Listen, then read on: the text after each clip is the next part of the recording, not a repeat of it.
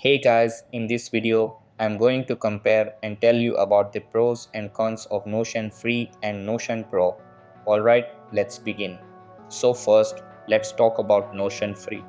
Notion's free plan gives you access to unlimited pages and blocks, which is more than enough for most personal users. You can also share with up to 10 guests, use basic integrations, and access your content across devices. It's ideal for individuals or students who need a powerful note-taking and organizational tool without spending anything. However, it has limited file upload 5 MB max per file, and some collaboration features are restricted. Now coming to Notion Pro. The Pro plan unlocks unlimited file uploads, advanced page analytics, and version history up to 30 days. You can invite unlimited guests and use better admin tools. It's best suited for freelancers, small teams, or power users who need more control, sharing, and backup options.